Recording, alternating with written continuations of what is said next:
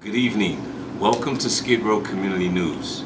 I'm your host, General Jeff, and today we're going to do a behind-the-scenes expose into, this is the first part in the series of exposés into what's really going on behind the scenes with the Skid Row nonprofits.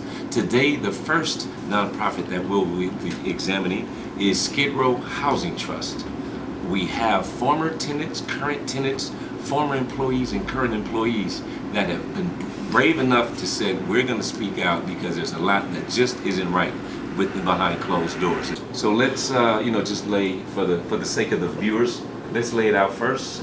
How long have you lived in Skid Row? I've lived in a Skid Row Housing Trust facility since July of 2009.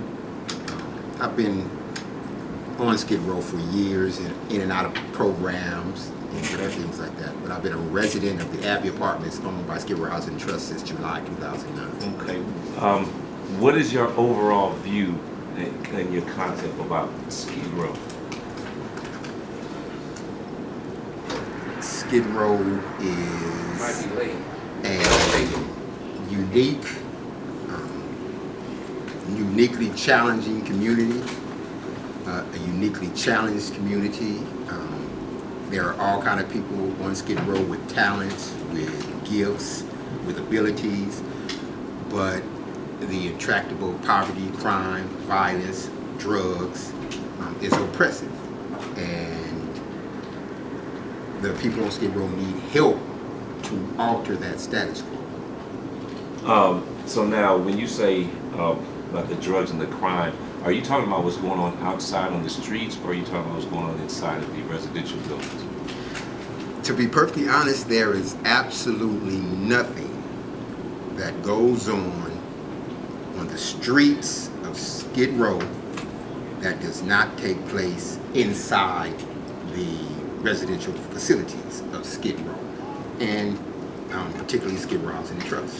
So, because today's expose is focusing exclusively on Skid Row Housing Trust, what is your overall views on that company? I am currently involved in litigation with Skid Row Housing Trust.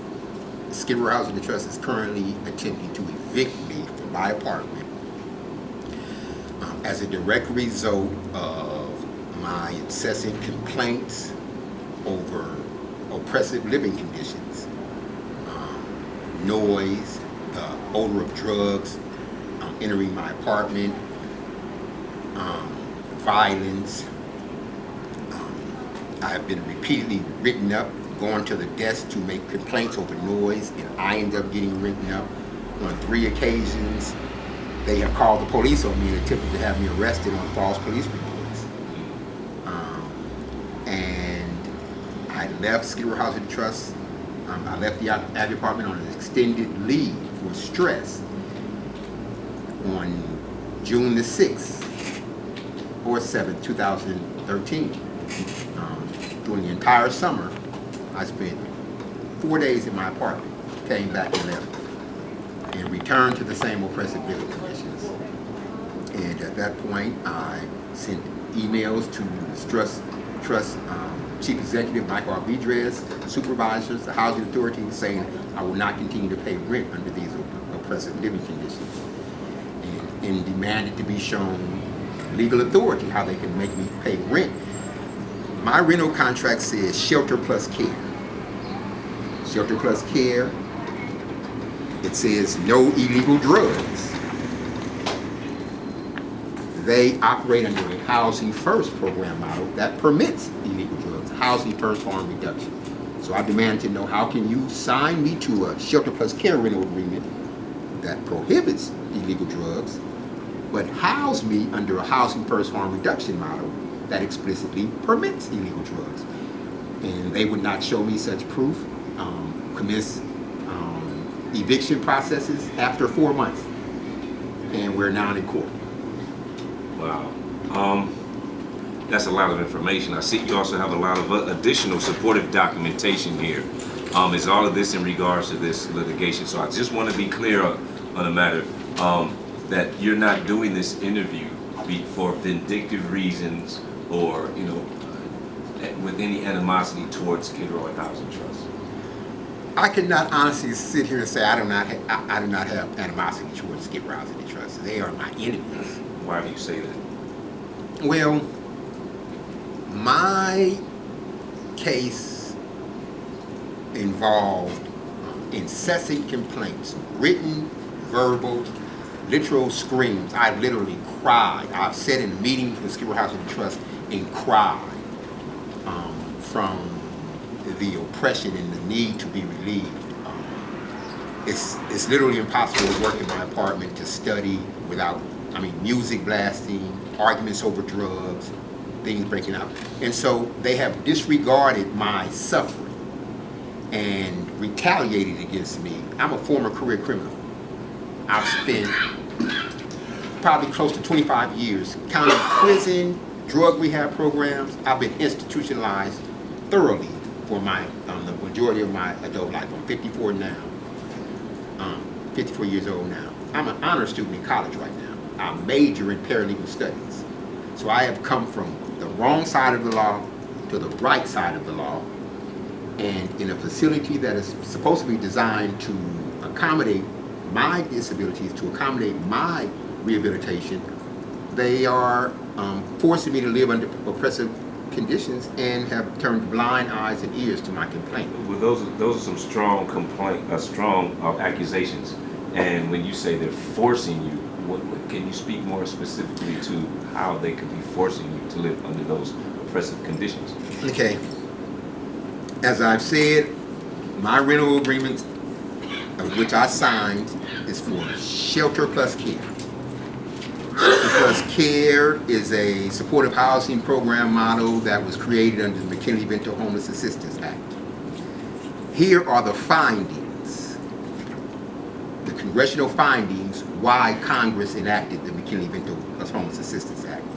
And among these findings, it states that that homelessness, the homeless population has reached a state of crisis that is expected to get worse, endangering the lives and safety of the homeless. So we are passing this to promote dignity and respect for the homeless, and there is no single solution to the problem of homelessness because of the different problems, the different issues. So we're creating the United States Interagency Council on Homelessness to coordinate local, state, and federal agencies, private and nonprofit, to help the homeless, to help them live stable, productive, independent lives. That is the purpose of Shelter Plus Care. At the time Skid Row Housing Trust signed me to this Shelter Plus Care rental agreement, they were not operating Shelter Plus Care.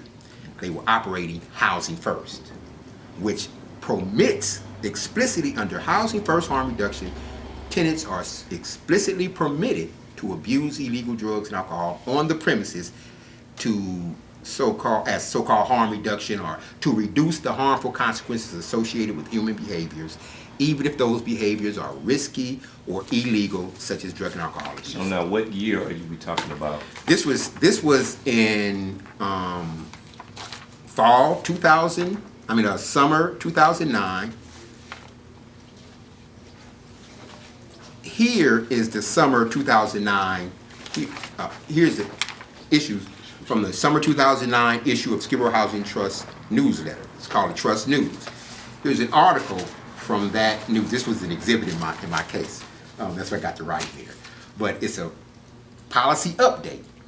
And this policy update states that Skid Row Housing Trust participated in a business leaders forum on homelessness that was co-hosted by the Los Angeles area, Greater Los Angeles Chamber of Commerce, and United Way of Los Angeles.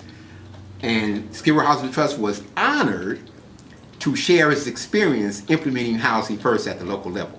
So this shows that at the time, summer of 2009, when they signed me to a Shelter Plus Care rental agreement, they were operating Housing First.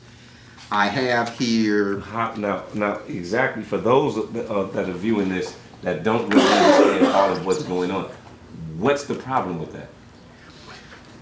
Under the law of contracts clearly established and well settled basic contract law. If you and I sit down to make an agreement, that agreement is binding. You cannot bind me to agreement under one housing program model, and you are operating a totally different model. It's called promissory fraud. And so on that ground alone, it is illegal to sign me to a shelter plus care rental agreement, and you know that you are and you have been for years operating Housing First, which contravenes shelter plus care on its face and as applied. So can you, for those that really don't know, can you go into details about what's the difference between shelter plus care and Housing First? Under shelter plus care, these are housing models. Exactly. Correct. Exactly. Okay. The main difference is that shelter plus care was a housing model created by Congress. It was actually created in the McKinney-Vento Homeless Assistance Act back in 1987. It was amended several times. The most recent amendment was in 2009, where under President Obama it was amended with the Homeless Emergency Assistance and Rapid Transition to Housing Act, or the HARTH Act. And through the HARTH Act, the Congress consolidated single room occupancy, or SRO, and it consolidated these under one continuum of care. And so technically shelter plus care was repealed, but in the enabling legislation, in the implementing regulations, the regulations by U.S. Department of Housing and Urban Development, shelter plus care is still in there, and shelter plus care agreement is still on the agreement. So the basic model is this for shelter plus care. We are going to provide you with housing linked with supportive services to enable you to live stable, productive lives, to accomplish what Congress intended through the McKinney-Vento Homeless Assistance Act as amended through the HARTH Act. Housing First is predicated, Housing First harm reduction, and I'm going to read, this is an article. Just to be clear, you're saying Housing First harm reduction, and you're linking those two together. Why is that? Well, because Housing First is the model, and it supposedly promotes harm reduction. And there are two ways to look at this. Or there are a number of ways that it's argued, but this is what Skryb Housing Trust Chief Executive Michael Alvidrez says from his own hand. He wrote this article arguing the efficacy of Housing First harm reduction. And what year and month was this? This is fall 2012. Thank you. This is the fall 2012 issue of the Trust News. And the text boxes here highlight what this article is all about. Sure.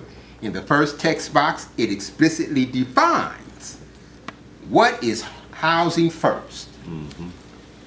Housing First moves the homeless individual immediately from the streets or homeless shelters into his/her own apartment, irrespective, italics, of whether they suffer from untreated mental illness or substance use/addiction. For the sake of the viewers, can we hold that up for the camera so they can see that that's valid and exactly what it says? So this was what is Housing First. Here is what is harm reduction. Harm reduction practices are designed to reduce the harmful consequences associated with human behaviors, even if those behaviors are risky or illegal, such as drug and alcohol abuse. Repeat that one more time read that one more time. What is harm reduction? Harm reduction practices are designed to reduce the harmful consequences associated with human behaviors, even if those behaviors are risky or illegal, such as drug and alcohol abuse. So what is your interpretation of exactly what they're saying? It basically says that they condone drug use. Not only condone drug use, but even if it's illegal drug use. Under basic law, if you abet or act as an accomplice to illegal activity, you're chargeable as a principal. Absolutely. So let's look at the back in the gangster days, or even today still. If my associate or someone I know they're engaged in illegal conduct, and I provide a safe haven for them to conceal their illegal conduct, then I am aiding and abetting their conduct. I'm an accomplice. If I provide a robber with a getaway car to elude capture, then I'm helping to reduce the legal consequences of his risky and illegal behavior. In the same way, if I provide someone with a home, with a publicly subsidized apartment, and I know, even if I don't explicitly give them permission, but I know that they are in active drug abuse and they are going to use this home to commit illegal drug abuse, then I am facilitating that illegal drug abuse and I'm guilty of aiding and abetting at the very least. So, just for the sake of, for the moment, I'll play devil's advocate and we're defending Skryb Row Housing Trust. So let's say this just happens because it's harm reduction and it gets funding from the federal government. If they say, well, hey, we're just providing, a funding, a resource from funding that comes from the United States government. So it's not like Skryb Row Housing Trust, they didn't create harm reduction. It comes from the federal government. So to their defense, what if they say, this is just another option that is out there on the table, and we're seizing that opportunity as an option? Well, that option is not legally on the table. To say that the federal government is providing them with money to do this, that is absolutely true. The problem is there is a famous case. And I cannot cite the case off the top of my head, but it says that America has been emphatically termed to be a nation of laws and not men. Okay? So, or women, of course. So, it is not the woman or the man in any agency or any office that governs the public policies of the United States of America. The laws of the United States of America govern public policy. And the agencies of the United States of America are constitutionally required to advance public policies that is established under the laws of the Constitution, the constitutionally elected government officials and appointed, going by the courts. So HUD here, I'm not going to go into detail, but this is a report, a study that was commissioned by HUD in July of 2007, the applicability of Housing First model to homeless persons with serious mental illness. Okay? Now, I just have a few pages. The report is actually 202 pages long. But the illegality of Housing First harm reduction is revealed in the preface. If you go just a few pages into this document, and I didn't get a chance to highlight, but I'm going to quote off the top of my head. What this document states, from the very beginning, the study authors do several things. First, they admittedly switch out harm reduction for low demand. And they do so for the express purpose of jettisoning the unwanted legal and political baggage that attaches to harm reduction. So they explicitly say we're going to use low demand here because harm reduction has these legal and political implications and baggage that we don't want. So we want to distance ourselves from that. So they jettison that, but they do not make any distinction whatsoever between the two terms. They go on to state that under low demand, residents are permitted to use drugs on the facility, that low demand interventions actually include advising or reminding the tenant to drink water, eat, pay your bills, and fulfill other obligations before spending your money on drugs. Wow. And it goes on to state that, to admit that they cannot legally let residents do drugs on these facilities, and that the enabling legislation explicitly requires that all tenants under this enabling legislation must agree not to do drugs and alcohol. And that's under a model called Safe Haven. And it states that Safe Haven is the closest model to to Housing First. Okay? And so if the closest model to and Safe Haven was repealed. So if the closest model, it was repealed in the Hearth Act. And as I said, Shelter Plus Care was technically repealed, but Shelter Plus Care is nonetheless remains within the continuum of care. If you read the HUD regulations, if you look at the rental agreements and contracts, Shelter Plus Care remains a bulwark against drug and alcohol abuse and activity. So even though Shelter Plus Care was technically repealed, Congress states we're consolidating these programs. But Safe Haven was repealed and it was not reinstituted. So the closest model to Housing First, the study admits, is the Safe Haven program.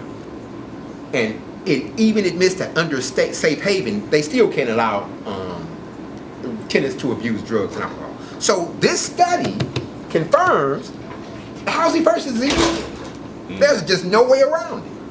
Right. So now you have where in 2007, HUD commissioned the study, and the study authors admitted, hey, this is illegal, but there is, despite the explicit statements in the legislation, the explicit statements of law that says drug and alcohol possession and use is illegal, the study authors rationalized that since Congress intended for these agencies to do whatever is possible to help these people, it implicitly recognizes that there's going to be some drug use in the process. Let me ask you this now, for the matter of enforcement clarification purposes, what level of law enforcement would actually act on this? Would this be local, state, federal? Would it be DEA? Would it be LAPD? Who would you, in your opinion? Well, based on this report, the fact of the matter is, the agencies who are constitutionally charged, or who are legislatively charged through the enabling legislation with enforcing Shelter Plus Care, is HUD, the very agency that commissioned this study, the very agency that commissions literally billions of dollars. In fact, in the 2000, and I didn't bring that, but I can get that. But in the 2013 through 14 fiscal year, what is called a notice of funding availability, or the NOFA. The 2013 through 14 fiscal year NOFA, $1.7 billion are being offered up for supportive housing. In that NOFA, HUD does two things that are simply indefensible. HUD offers up bonus points for those continuums of care that are operating Housing First, of course, across 3/4 of their regional program. So if you're operating Housing First across 3/4 of your regional programming, you get bonus points. And we're advising you should implement Housing First model.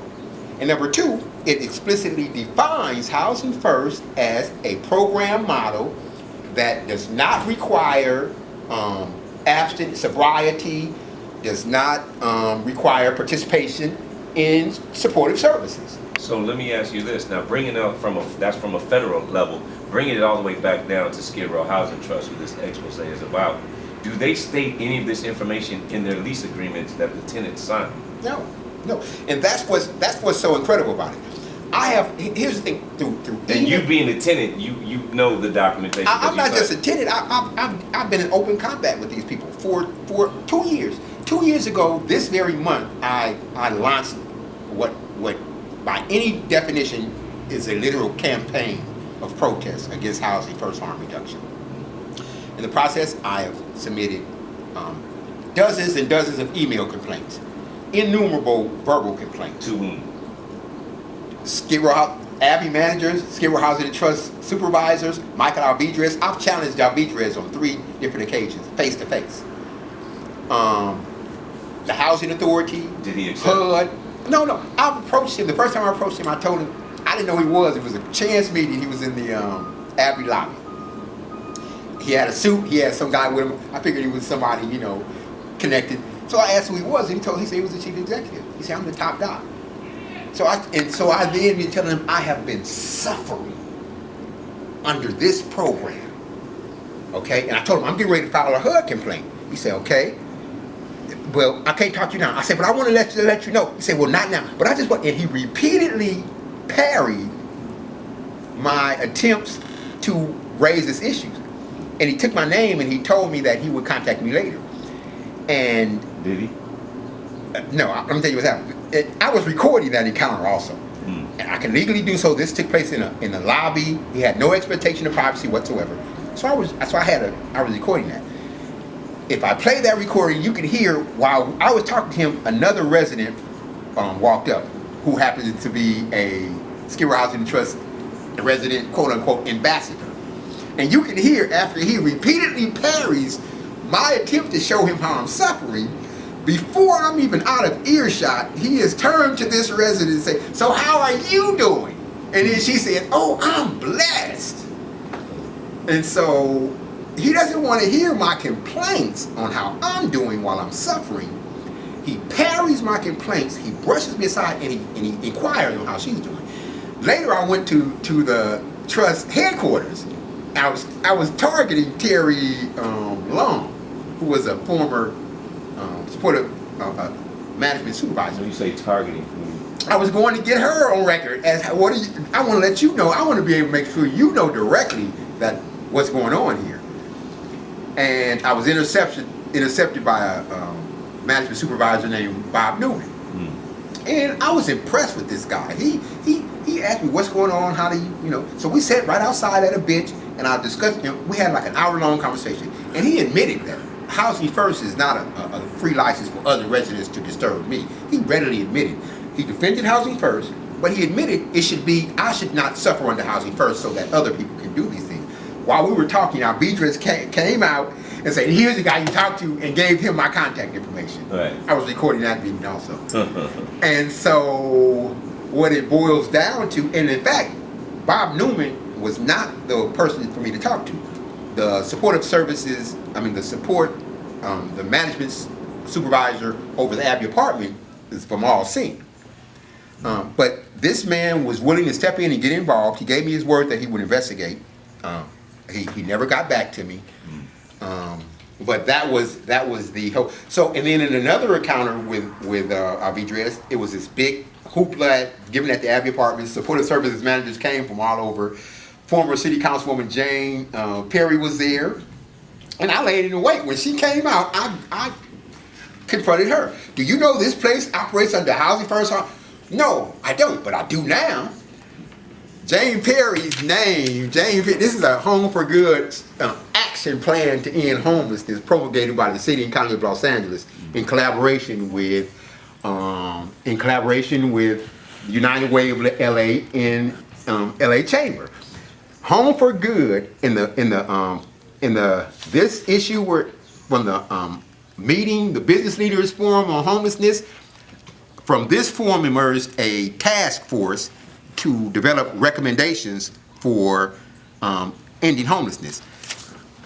This is a photograph of County Board of Supervisor Zev Yaroslavsky, who was the keynote speaker at that meeting. From this meeting and the task force formulated from this meeting,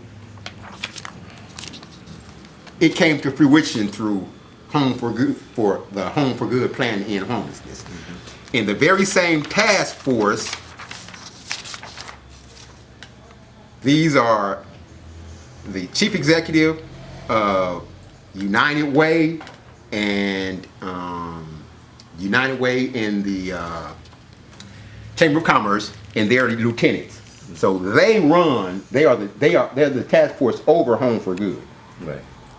And if you go into the this action plan, strategic plan that implements, it includes housing first as the strategy number three, shift to a housing first system. Now, there's no need to shift to a housing first system because housing first was already the status quo. That is shown here.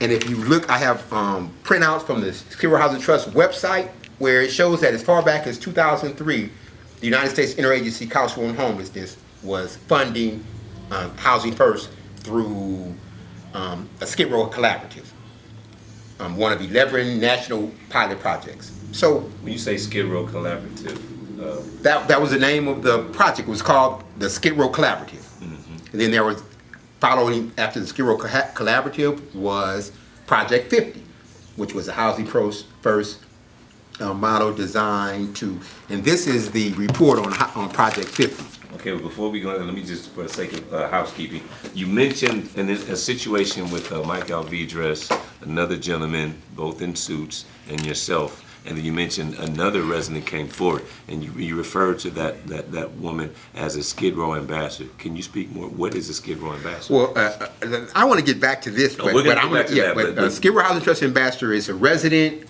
who advocates for Skid Row Housing and Trust. Ambassadors are taking out on speaking engagements. They are taking cross-state to meet with lawmakers and speak at committees and advocate for the beauty and wonder of Skid Row Housing and Trust. And some of these residents, and that particular person, she and I used to be good friends. We used to be friends. I cooked for her and her boyfriend and take them plates. They loved my cooking. We got along well.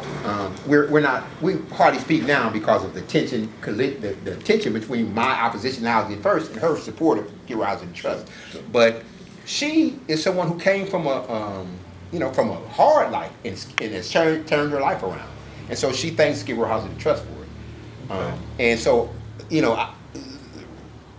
ambassadors. So there is, just to note, there is some success that Skid Row Housing Trust can claim. Oh, of course.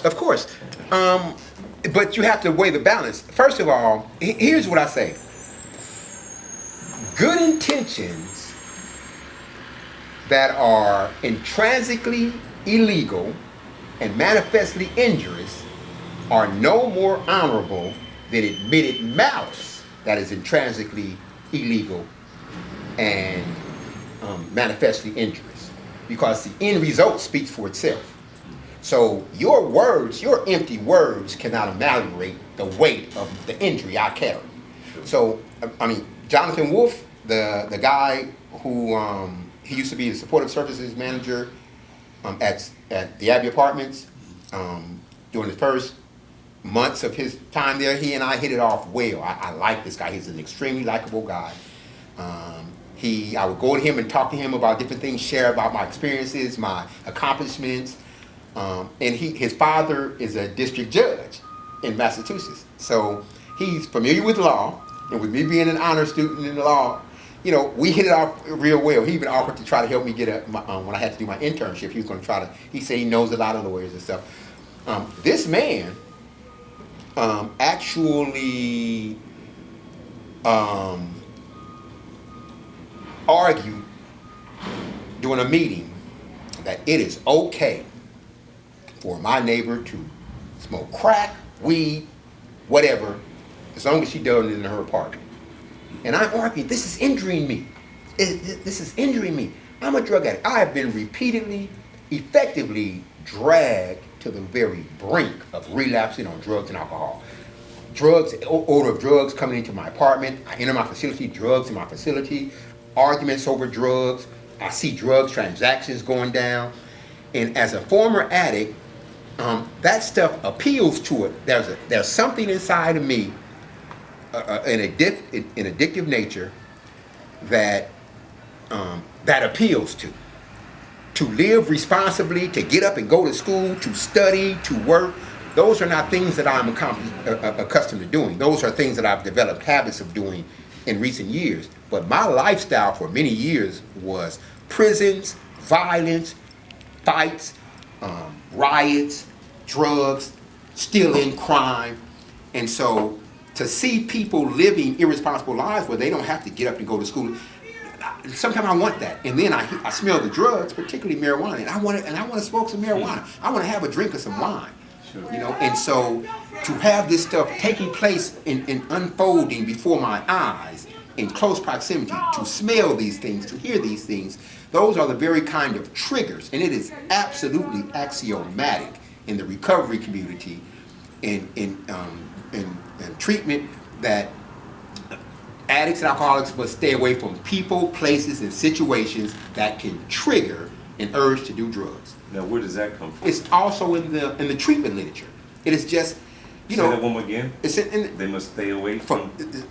To stay away from people, places, and situations that can trigger is the key word, trigger an urge to use drugs and alcohol. I'm gonna tell you, the last time I relapsed, it was on, I just celebrated 5 years clean and sober. Congratulations. It was on April the 10th. I had 2.5 months clean and sober. I was in the tea house, and I went to visit an old girlfriend who, I know she was still doing drugs. I went to go hang out with her just to see her. And when I walked in, she was smoking crack cocaine, her and another person. And within less than a minute, I abandoned my fledgling recovery for another turn at the crack pipe. Right. I used all my money I had at that point, but I had left some money in my locker, and I left with the intent to go back, get that money, and return to finish what I started. But I had what is known in the recovery community as a moment of clarity. And I can remember, look back on everything that happened before, and I can see that it was going to happen again. Sure. And that if I continue, I would go on to lose my housing, which was transitional, lose my transitional housing, lose my property, and I would end up back on the streets doing crime and end up running back into a program or in prison. And I decided before I got there, I'm not going to do that. I didn't mean to relapse. I put myself in the wrong situation. I went home, climbed under my blankets, licked my wounds, and promised myself I would never again put myself in that position. I would never again abandon my recovery for another turn at the crack pipe. And I have stuck by that commitment.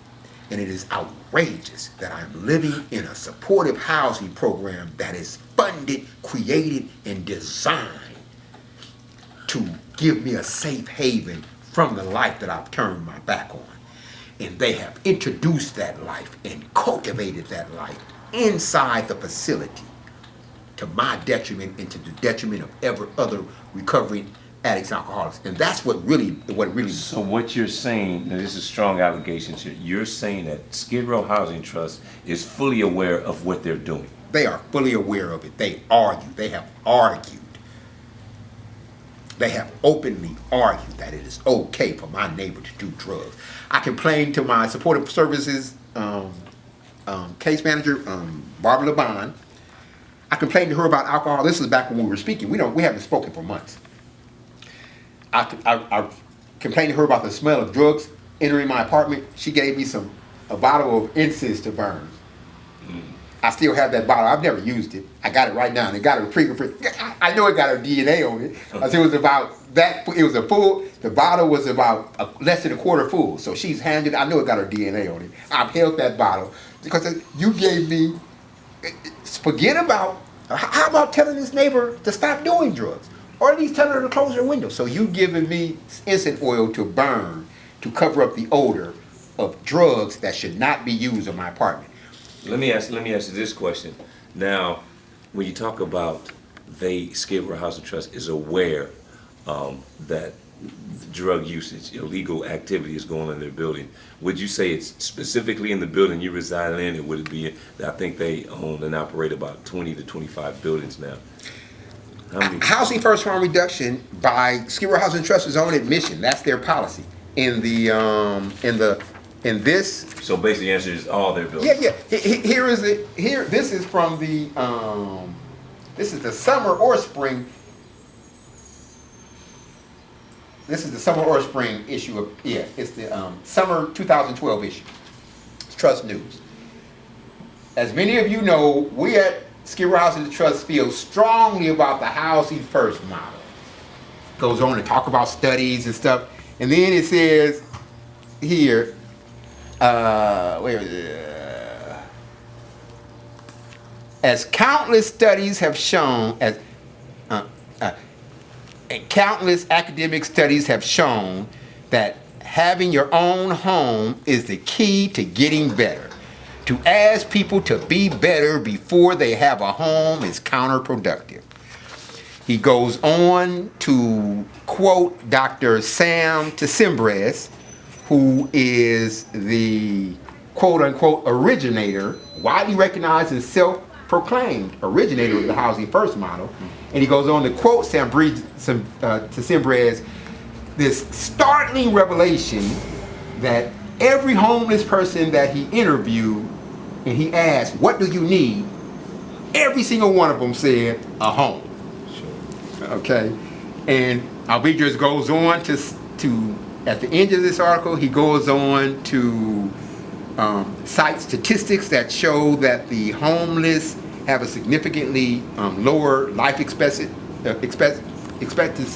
than the general population. And he says, as a housing first provider, we are faced with these statistics and to overcome these statistics.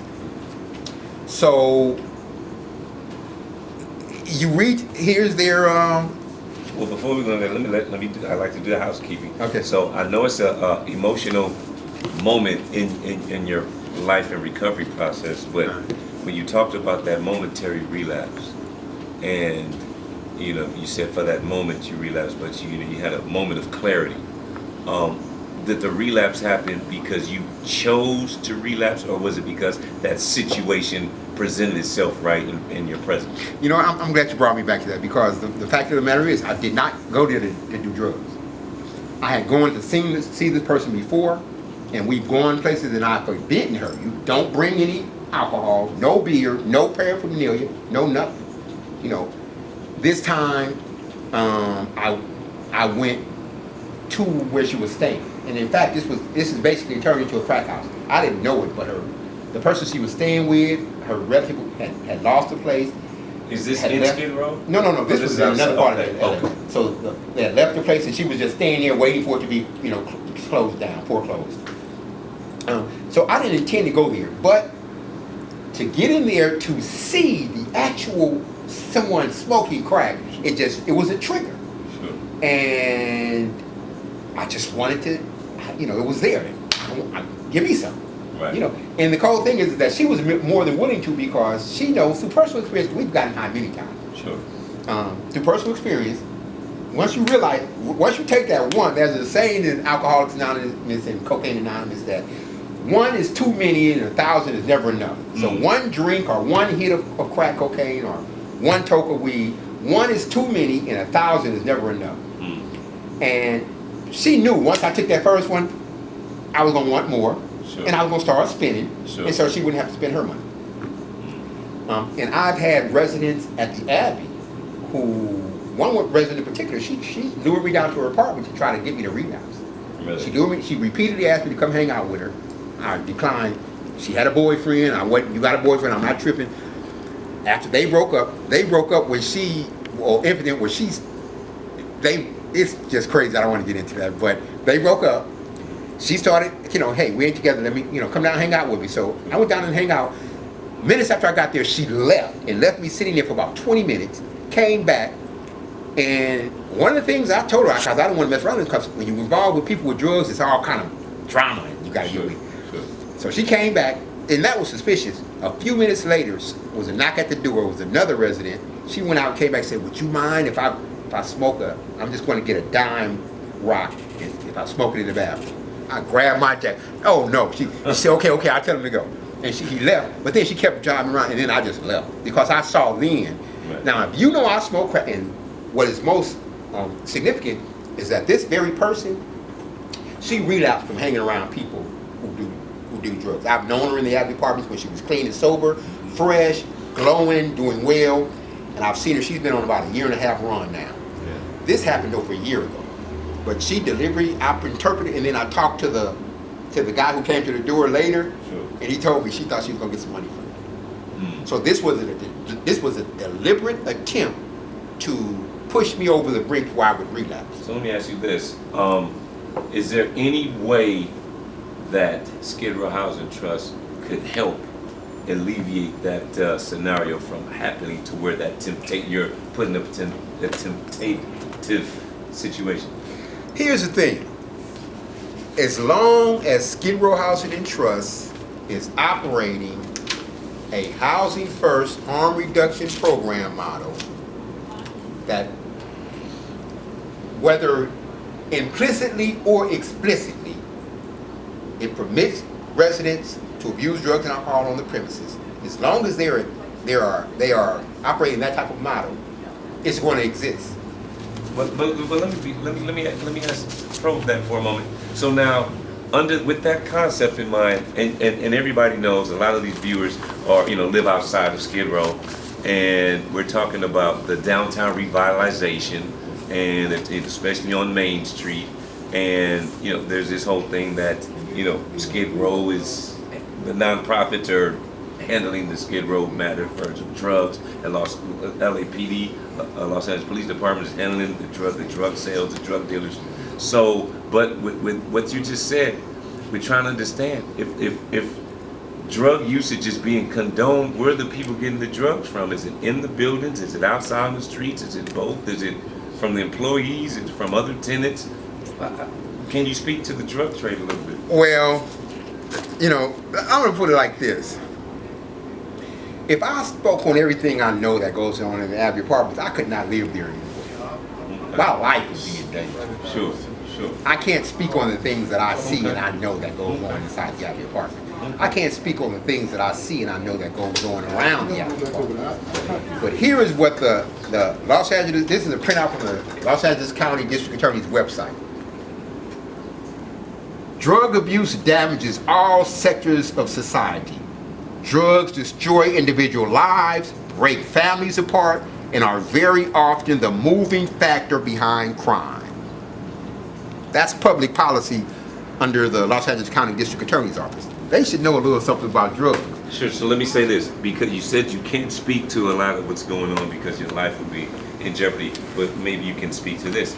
Do you think that Skid Row Housing Trust has anything to do with the drug trade in their buildings? Involved in directly supplying drugs? I don't believe that. Not Skid Row Housing Trust as an entity. There have been Skid Row Housing Trust tenants. I mean, not tenants, but Skid Row Housing Trust employees. I just learned last night from a Skid Row Housing Trust employee that a maintenance worker, I asked, whatever happened to this guy? He was a pretty good worker. And they say, that I was told that he punctured his hand picking up a bag with trash that had a syringe in it. He was taken to the doctor to be tested and given the blood, test to show his, take back to the Skid Row Housing Trust or to Chrysalis, and the test was positive for drugs. Wow.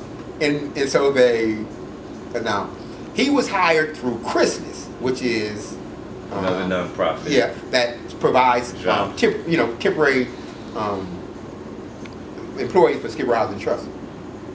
Chrysalis suspended him for 30 days, then they suspended him for another 30 days, then they released him. But so here it is, a Skid Row Housing Trust employee is working in a Skid Row Housing Trust facility, punctures himself from a syringe. And the syringe could be used for insulin, but come on, so he punctures himself with a syringe, tests himself, and he's got drugs in his system. That is the kind of thing. Do you think that comes from the needle, or was he already? Oh no, the needle. No. The needle was just to see if he had, hepatitis or AIDS. Although an immediate test for AIDS wouldn't have turned up anything, but hepatitis, anything could have been tracked from the needle. The drug was already in the system. Okay. So the point is that here we have the needle. First of all, a needle in the trash. If this is not the kind of environment, like I said, there's a chance that it could be insulin from an insulin needle. But you would think that someone who is responsible enough, someone who is responsibly using insulin would have enough sense not to just throw a needle where someone else could be punctured. Because technically that's hazardous materials, and there needs to be a separate outlet to dispose of it properly. Exactly. And they have that in the supportive services. You want to go get rid of needle, like you're on innocent and whatever, you can go down there and throw it in there. So the chances are pretty high that that needle was from illegal drug use. Sure. So that's one thing. If you're operating this facility under a program model that doesn't tolerate, open drug use, then would that needle even be there? That's one thing. Number two, your employee was potentially injured by that needle. Right. Your own employee. Forget about the tenants for a second. Your employee. And third, your employee turned out to have drugs in his system after being tested to see if he was injured by this needle, which arguably shouldn't have been in that place in the first place. So that's just an indication of how, if you have that kind of environment, those things are going to come, like the district attorney public policy says. This happens with drugs. It destroys lives. It destroys families. So how can you possibly have a policy position that it is harm reduction to allow me, and the concept is this, and this is what Albedrez argues in the fall 2012 issue where he defines housing person harm reduction. What he argues in that article, he argues that it is better for the homeless to do drugs within a supportive housing environment than on the streets, where studies have shown that health deteriorates and problems increase. But how can you say, given the overwhelming body of medical, scientific, economic, and legislative facts which dictate that drugs are detrimental to the health, safety, and welfare of the human beings, of a human body, and of the American population, and that they heap billions and billions and billions of dollars of economic damage on the economy. So how can you possibly say that it is harm reduction? It's like saying, first of all, a single overdose of drugs can kill me. A single overdose of an illegal drug or a prescription medication can kill me. Chronic use of drugs have debilitating impacts on the body, illnesses and sicknesses. Bottom line, that's a scientific fact. So how can you possibly tell me that you are helping me by setting me up in a situation where, at best, I can continue to use drugs in a more supportive environment and keep on and on and on using drugs with no requirement that at some point I must stop. At some point I must start accepting supportive services. So let me ask you, is it a far stretch of the imagination to go out on a limb and say that it's possible that Skid Row Housing Trust can be deemed drug enablers? Possible, they are. Possible, how can they not be? I go back to if you are. But in their mission statement, it says that they help people through overcome homelessness, poverty, and addiction, and substance abuse, and things of that sort. So, but now you're saying it's not even close. It's overwhelmingly clear that they're drug enablers. Wouldn't you say that's contradiction? It's hypocrisy. It's the height of hypocrisy. It's not a contradiction. It's total hypocrisy. Let me say this. I mentioned earlier that I'm in litigation with Skid Row Housing Trust right now. They served me with a lawsuit with an unlawful detainer action on December 30th. I was sitting at my computer in my apartment, literally working on a lawsuit against them, when I answered the door and was served with an unlawful detainer case. I had repeatedly challenged them, let's go to court on this and see who the honorable court will hold is acting unlawful. I underestimated the fact that in the unlawful detainer proceedings, they are summary, they move fast, and it's tight focus on rightful possession of property. And although the defendant has quite a few affirmative defenses, as a matter of law, as a matter of practice, they are brushed aside. The courts give a lot of weight to helping the landlord get his property back. Before you go any further, just for the sake of housekeeping, by you speaking on pending litigation, you are giving us, you are aware that. Of course. It's you saying that it's okay that. Yeah. I want this to be known. I'm gonna set up a website where the court records will be available at some point. Okay. Here's the thing. We had a trial. I stumbled out of the gate, to be perfectly honest. I had to amend my answer a couple of times, but I finally So you're going pro per? Yeah. No, of course. So before, by the time trial was ready to start, I was gathering my feet. At the initial, at one trial date was set for February 3rd. We stood before the pretrial court, me and the Skryb Housing Trust attorney. We stood before the pretrial court, ready to be assigned to a trial court. This attorney had not returned any of my calls, had not made any attempt to contact me, and in fact, he violated a general order of the court, which states that within 10 days of serving the complaint, he was supposed to contact me and initiate settlement discussions. He also violated the general order that said he should have worked with me to comprise a trial book, exhibits, and to facilitate a smooth transition from pre-trial to trial. Didn't contact me, his office wouldn't give me his email address, anything. We stood before this court and this man launched a verbal motion to strike my entire answer. Wow.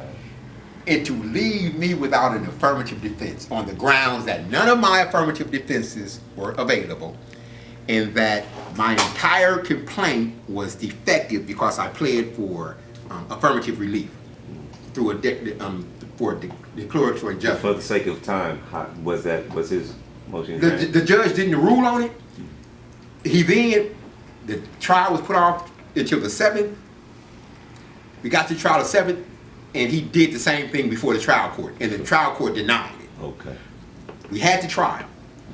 The judge said that he would mail home the ruling. The judge read on the ruling, ruled in my favor on a technicality because the attorney failed to plead proper standing. He pled the complaint in the name of Skryb Housing Trust, but the rental agreement names Abbey Apartments as the owner. Sure. So the judge found a lack of standing. Skryb Housing Trust then filed a motion for reconsideration, which is understandable. Sure. This is where they messed up at, where they crossed the line. There are some things that took place in the trial that were indefensible, actually illegal. The attorney summoned Skryb Housing Trust management supervisor Ramal Singh in an attempt to rebut my allegations on Housing First. The attorney summoned the manager of Skryb Housing Trust, Ramal Singh, to the witness stand and directly elicited the question: does Skryb Housing Trust allow residents to use drugs and alcohol? No, we don't. And he thereby perjured himself. Sure. As a matter of law, as a matter of fact. He perjured himself.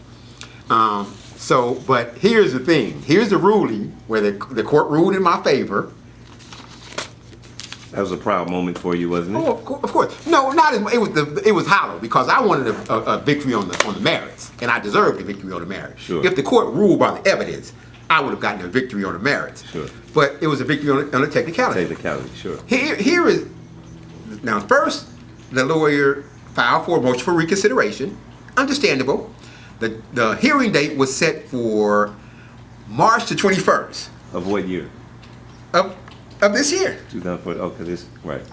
He then filed an ex parte application for order shortening time. So he filed to shorten the time for the hearing, and he requested that it be shortened from March the 21st to March the 10th. To March the 11th.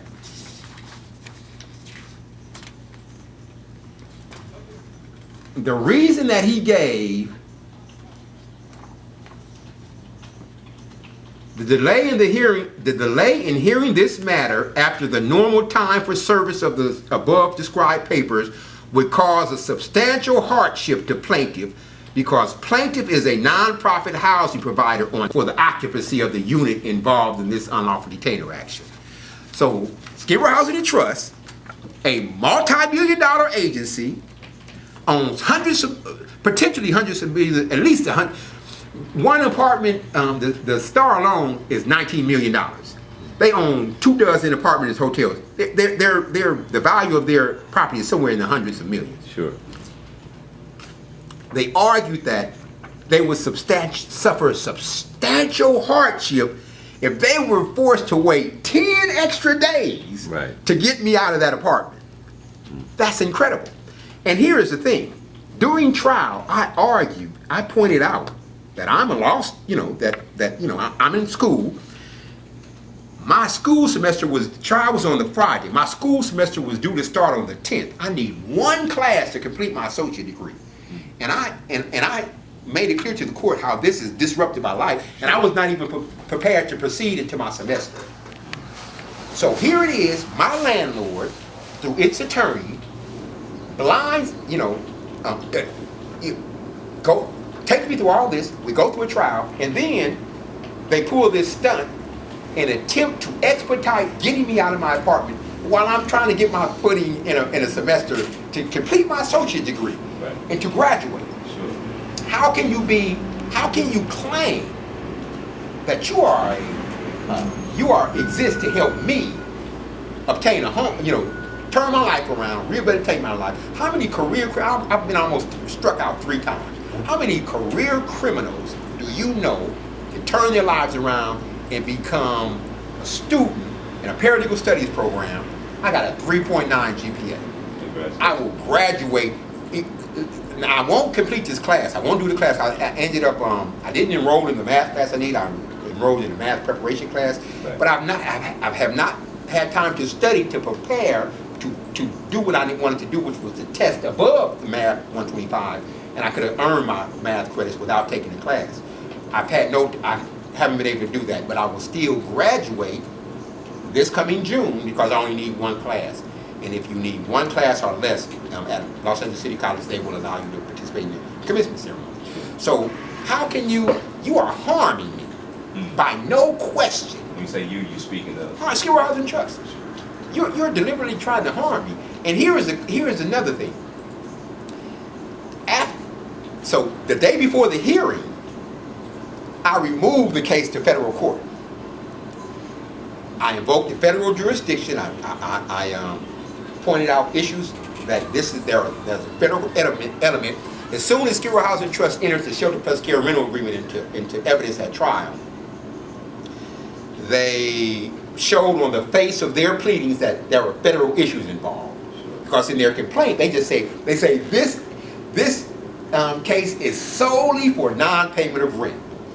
Despite dozens of complaints that I had lodged prior to the filing of this complaint, about 4 days on Christmas Eve, I sent the email to Skryb Robinson Trust, to the City Attorney of Los Angeles, to the Housing Authority of Los Angeles, and the subject line of that email was Christmas toys and kids. Christmas drugs and kids. And what that email has to do was that I had just learned there was a line of children and families lined out in front of the Abbey Apartments in a long line stretching from the Midnight Mission next door. They were going to camp out for the night for Christmas toys. I was just getting ready to leave on a vacation, an annual vacation I take to visit my family in Palmdale. And I asked someone, what are they out there for? And he said they're going to be waiting for the toys. And tonight, people will be out there doing drugs, smoking drugs in front of them like they do every year. And since I leave before this time every year, I didn't know that. I'm on the and so I went to the Skryb Robinson Trust manager, Mark Anthony Mickens, and I told him, man, will you please instruct the night clerk to do something to monitor the out front so that those families and children will not be exposed to drug and alcohol activity in front of them? Mickens said, hey, there's nothing we can do about that. Now keep in mind, here is the Skryb Robinson Trust house rules, which is incorporated into the Shelter Plus Care rental agreement by express reference. The house rules clearly state drugs. The possession, sale, or use of illegal drugs is strictly forbidden within the residential hotel. Did I do this already? No. Okay. I want to read this all. The possession, sale, or use of illegal drugs is strictly forbidden within the residential hotel. Management will cooperate fully with law enforcement authorities to assist them to to arrest any person possessing, selling, or using illegal drugs in or around the residential facility. Drug-related behavior that disturbs the peaceful, quiet enjoyment of the tenants living in the building cannot be tolerated and will result in eviction. So what document is this again? This is the Skryb Housing Trust Property Management Company House Rules and Visitors Policy. So this governs the rules. These lays down rules that are not stated here in the Shelter Plus Care rental contract. But the Shelter Plus Care rental contract, I won't bother going there, but in this contract, it explicitly incorporates the house rules into the agreement by reference. So this is, for all intents and purposes, literally effectively attached to this, and it governs the facility. So no drug abuse in or around the facility. And in the email I sent, and so what I did when Mark Anthony Mickens responded, there's nothing we can do about that. Sure. And I had to leave. I had a time to catch a train. I'm on the train and this nagged at me. And I sent the email from my phone I copied it to the city attorney's office, to Housing Authority, to Mike Alvidrez, to Amal Singh, stating what had just happened and what Mickens had said, and pointed out, I respectfully suggest that there is something that can be done, right, particularly regarding Abbey residents. Sure. When I got back after my Christmas vacation, I talked to the night clerk at work, and she told me she had not been instructed in, what she said was, not that I remember, but you would remember if you were instructed, and you would certainly remember if you went out there monitoring to look for it. Sure. So she let me know right there she was not, so that's the kind of disregard that they show. Now, come on. It's one thing if you want to let drug addicts and alcoholics do drugs, if you want to let drug addicts and alcoholics injure me, jeopardize my recovery, but come on, these are families with children, and you cannot muster the backbone to step outside and say, look, we believe in helping harm reduction for our residents, but we don't believe that harm reduction for our residents should entail our residents inflicting the sights and odors of drugs on families and children waiting for Christmas toys. They did nothing about this. Let me ask you this, we're running out of time. How many tenants live in the Abbey apartments? The Abbey has, it's a 112 unit facility, and a couple of the units are manager and assistant managers. Let's say a little over 100. How many, because you made reference to at least one neighbor that you knew was using drugs. Let's say, for the simple math, 100. Of those 100, what would you say a guesstimation of drug usage, alcohol usage? Well, let's say. Drugs and alcohol. I would probably say probably 3/4 of the residents in here. I would say 3/4 down. There are some that smoke weed. I know they smoke weed. I smoke, one habit that I've not been able to kick is cigarettes. Mm-hmm. So I smoke cigarettes and I roll my own. Sure. And people know that. People come to my apartment for rolling papers. Right. And if I know you want these papers to roll marijuana, I won't give you it. Mm-hmm. I don't believe that I should help you do something that I don't think you should be doing. And so I know some who come to me and they admitted that they wanted it for marijuana. I tell them, no, I can't give it to you. Right. But these are people who, they're weed smoking.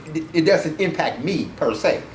They're not out in the, there have been times where I've seen some residents standing out on the courtyard smoking weed, and I go report it to the manager, and he's like, hey, blow it off. Right. But in terms of those residents who injure, there are probably a dozen hardcore addicts who are just so open and out there with it that it injures other people. Now, those who are smoking their weed in their apartment. What is your definition of injury? It injures me if I'm sitting in my apartment and I smell drugs in my apartment. That's an injury because I'm a drug addict, and the smell of drugs can and has repeatedly has tempted me to use drugs. So The same could be said for someone who's in recovery from alcohol and they smell alcohol. of course, the bottom line is this. If the rental agreement says no drugs are permitted on these facilities, and the rental agreement also says you can drink alcohol, but it has to be inside your apartment, then I should be free to live in that facility in my apartment. I should be free to enter my facility, coming and going, hang out in my facility, coming and going, and not smell drugs, not see drug activity, and not see alcohol activity. That is a regular occurrence at the Abbey Apartments. So it is an oppressive environment, and it is near continuous injury. That doesn't account for the music, the noise, Right. the screaming. Right. Okay, so it is injurious on a lot of levels. There are physical injuries and there are legal injuries. These are legal injuries. These are injuries as a matter of law. If my contract says that I'm entitled to a drug-free environment, you are injuring me if you subject me to a drug environment. So this is specific information in regards to one building, Abbey Apartments, and you know, there's arguments on both sides, but it's definitely a strong case that this building is not running at optimum peak level in the best interest of people in recovery. Would you say that the Abbey is an isolated incident, an isolated building that the way it's run, or would you say it's other buildings? First of all, the Abbey is located immediately next door to the Rainbow Apartments and the San Pedro House Apartments. I see the activities that go on with these residents as well. I see them out on the street. If a stranger walks down Skid Row, walks down the streets, and sees the activities going on out there, they would not be able to distinguish the homeless from the residents of the Abbey, Rainbow, and San Pedro House. Why is that? Because they're involved in the same activity as the homeless. Everyone is out there involved in the same kind of activity. Sure. So, and that is not to say everyone on the streets is doing wrong. I don't say that by any means. But as a matter of daily life, it is literally impossible for me to exit my apartment and do a full turn around my block without encountering the sight, sound, and or smell of drug activity. In your opinion, Skid Row Housing Trust also owns property on Main Street, and we're looking at the downtown revitalization, where you see up and down Main Street, there's a lot of bars and restaurants and different usages other than the typical Skid Row looks. And so, would you say that Skid Row Housing Trust is managing those properties different?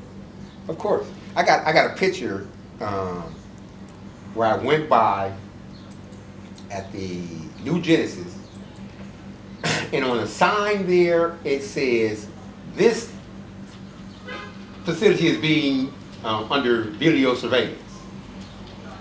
Okay. Is that unusual? Well, in front of the Abbey, the Abbey Apartments does have video surveillance out front. The cameras are up there, they're unobtrusive. There is no sign drawing that attention. Right. That sign tells a wrongdoer, what you're doing wrong is being captured. Sure. So you better think about doing something wrong within this area, because it's going to be on capture. Why would you not have that same sign in front of the Abbey? That may possibly deter someone who is out there doing wrong not to do wrong. Don't do your drugs. I'm not going to do my drugs here because I'm on camera. Of course, the cameras are there, but they're unobtrusive. Was it possible that the sign fell down? Oh no, I've been there for 4 years. Come on, man. Coming on 5 years. There's never been a sign there. And the Abbey was built prior to just the New before. Genesis. Before the New Genesis. Well, the New Genesis has just been remodeled. Right. Well, if they just got if they have that sign of the New Genesis, it's safe to say that surely they would be aware that they should have the same sign. Not only the Abbey, but many of their other buildings, if not all of them. Here's the thing: during the well, I won't go there. I want to make sure it's something that I want to point out Okay, so let me ask you this: based on all this overwhelmingly wealth of information that because you've obviously done your homework, your documentation, lawsuits, newsletters, even pulling out information from the federal government and different agencies, but focusing just exclusively on Skid Row Housing Trust, just overall as owner operator of the building that you reside in currently, how would you grade them? Like from A to an F. What F. You would grade them an F? F. Wow, that's kind of true, because you did say you do see some positive things that they have. I would grade them an F. Why is that? If I want to be generous, I would give them a D. I'm going to put it like this. Wow. Their employees are appallingly incompetent, and it is due to a lack of training, supervision, and monitoring. Simple as that. You mean now as far as customer services, like good morning, how are you? No. They may do those little niceties. That's not what I'm talking about. I'm talking about enforcing the rental agreement. But here's the thing. It begins at the top. The policies and practices under which you structure your facility. Sure. If you are structuring your facilities under legal, humane, supportive policies and practices, and you're training your employees to operate within those legal, humane, supportive policies and practices, then that will reflect on how they treat me. If you're operating under an illegal program model, because here's the thing, if you, I'm not gonna put it out, but I got the printout for it, for under the Federal Controlled Substances Act. I do want to read that. Under the Federal Controlled Substances Act, Congress explicitly defines what an addict is. And in that act, okay, I'm not going to waste time on it, but in that act, here is what Congress says. Basically, what Congress says is an addict is, as used in this chapter, an addict is a person whose activity commits, uses drugs, commit not vulgar, but I want to find this. Because it's hard hitting, and it basically says that if you are an addict, you can't allow someone who conducts themselves in this kind of way to live around other people. And I just had it, and have somehow misplaced it. I'm going to find it. I promise you, before this thing is over, I'm going to find it. But here is the thing. But you said you've given them an F.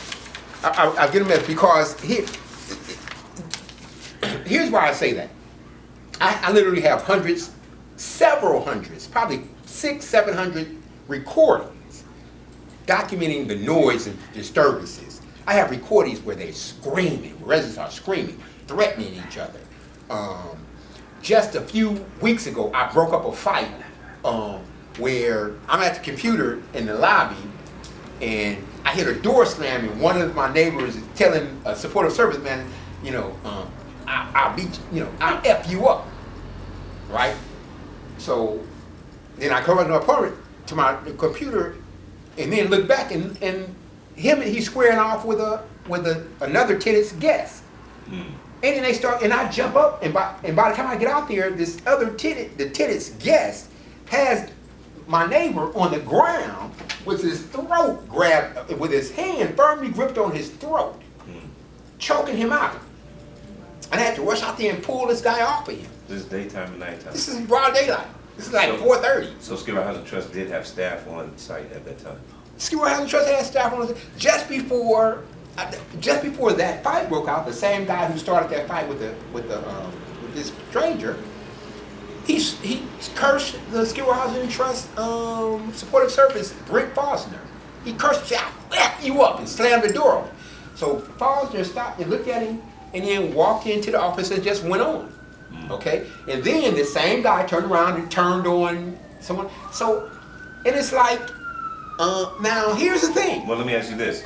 Do you think that a lot of these problems, because it's understood that Skid Row Housing Trust does not have any security on site in any of their buildings, and when they formed this company, it was basically because they didn't want to come off and seem like they were like watchdogging over, aggressively watching over their tenants, that they wanted to give the tenants freedom to reside and deal with their recovery accordingly.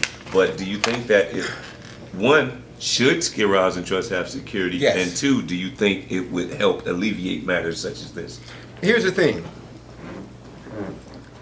If you go to apartment complexes and areas all over this city, this state, this nation, you will find security. It is a precaution. Security should not be a concern to someone who is not violating the rules. A police officer shouldn't be a concern to a law-abiding citizen. A police officer is a comfort. I like seeing police officers do things. I used to run for police officers. I'd be chased down for a police officer. The very sight of a police officer would send me into anxiety because I lived an illegal life. I lived as a drug addict. I lived as a criminal. So, as a law-abiding citizen, as a law-abiding tenant, a security officer in my building is not intimidating. It's assurance. It shows me that my landlord cares about my security. How can having a security be an imposition on a tenant if the tenant is not doing anything wrong? You know. So, but here's what it brought out there. This is a printout from the official blog of County Board of Supervisor Zev Yaroslavsky, who is a rabid Housing First apologist and dependable funding source. He will spearhead funding for Housing First like nobody else on the board or in LA government. This is what he said in response to people who by his own blog's account, how he responds to those who say that drug addicts and alcoholics shouldn't be given public housing where they can do drugs and alcohol.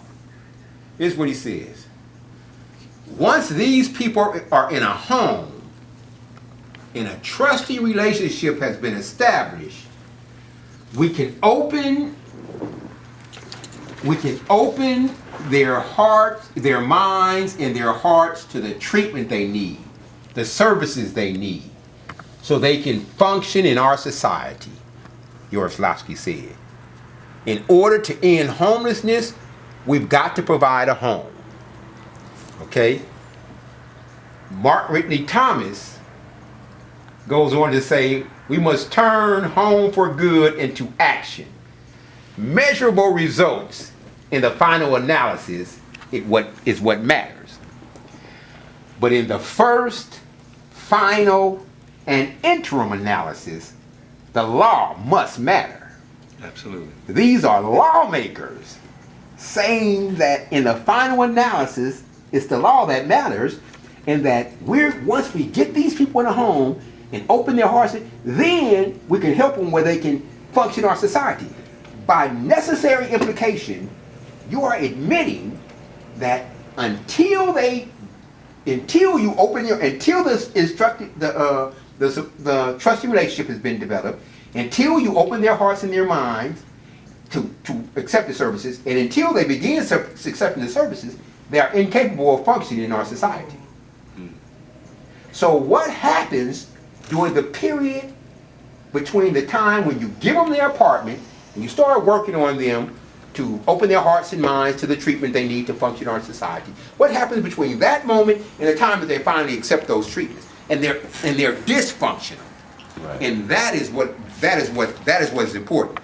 You had something on a policy that you referred to earlier. Could you kind of go into about the drug policy. Now, this Exactly what is the document? well, this is from the Office of National Drug Control Policy. And I do see a logo of the White House. This is the White House. This is a printout from the White House website.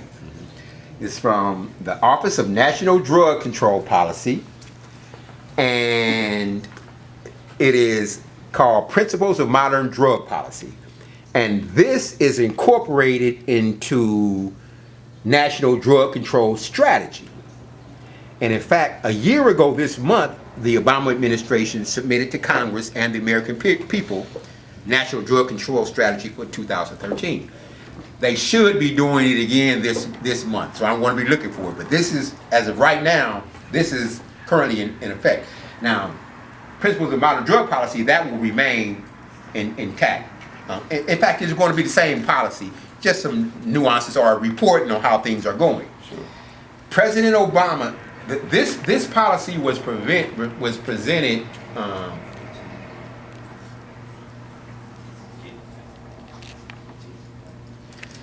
I'm not sure if it says here, but this National Drug Principles of Modern Drug Policy was presented at an international forum where other countries was there, and the United States presented this policy. And this responds to the HUD, Housing First, but particularly any executive agency. And keep in mind, the United States Interagency Council on Homelessness, it is comprised of 19 departments of the executive agency.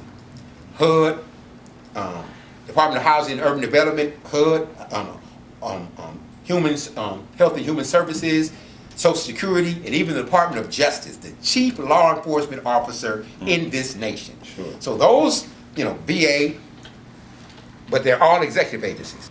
I'm going to go, first of all, it lists 10. Oh, where's,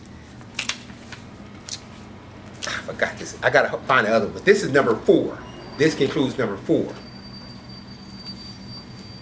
Reduce drug use to reduce drug consequences. The best way to reduce the substantial harms associated with drugs is to reduce drug use itself. Public health services for drug users, including HIV interventions for people who inject drugs, should be implemented in the context of comprehensive recovery-oriented public health systems that also provide drug users access to treatment for addiction. Here is the key statement. Policies and programs such as injection rooms, drug distribution efforts, and drug legalization should be opposed because they tolerate drug use and allow the debilitating disease of addiction to continue untreated. Because they allow continued drug use, tolerate drug use, and allow the debilitating disease of addiction to go untreated. Now, and then there's a page 10, there's a second page that has 9 and 10. And I don't want to try to hunt for that, but in number 10, it emphasizes drugs are illegal because they harm not only the individual, but society as a whole. We are committed to supporting those, to protecting all Americans from drug activity, particularly those who are in recovery from drugs and alcohol. And the Office of National Drug Control Policy has established, through National Drug Control Strategy, they've actually established for the first time, this administration established a department committed to recovery from drugs and alcohol. It exhorts and it encourages people who are in recovery from drugs and alcohol. And in fact, the director of the National Drug Control Strategy, they had a White House posting. I got the printout at home. He publicly celebrated his 25th year of sobriety. So he had his 25th birthday, which is a tradition in the recovery community. You have your natural birthday, you have your recovery birthday. So the White House openly advocates for against drug use, against this torpedoes housing first and harm reduction. it torpedoes any program or policy such as housing first harm reduction. Plain and simple. So do you think that, what do you think the DEA's response would be if they were contacted to come into Skid Row and enforce against housing first? Well, here's the thing. That's not the DEA's area. The area, ironically, tragically, ironically, the agencies to enforce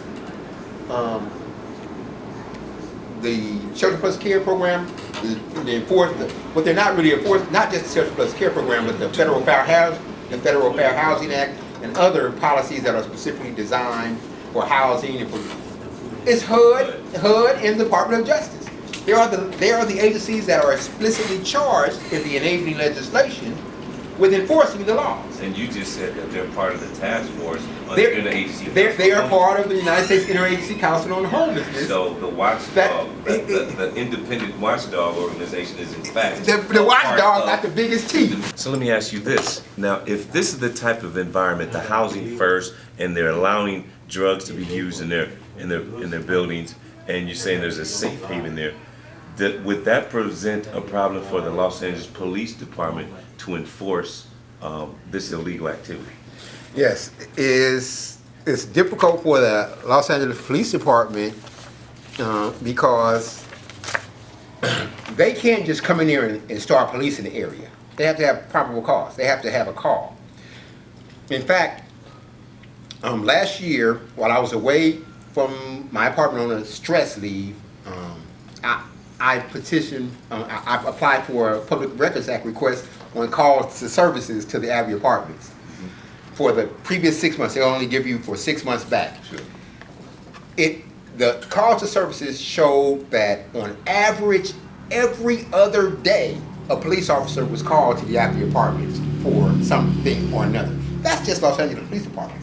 That does not account for fire department and paramedics, who are there more often than the police department. Sure. So that shows and that alone is a stressor. To see paramedics and police officers there all the time, it's a stressor.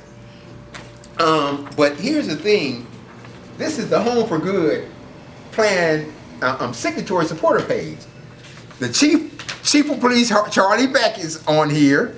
Former Sheriff Lee Baca is on here, as well as boards of, Sheriff Slavsky, Mark Whitley Thomas, I think it's Don Knapp, the other board member, the mayor, Eric Garcetti, former mayor, Antonio Viragora, a who's list of the elite of LA city and county government, and also the Chief Barbara Pope, the Executive Director of the United States Interagency Council on Homelessness. So we may want to focus on them next time, because right now we're focusing on Skid Row Housing Trust. So we only have a couple of moments left.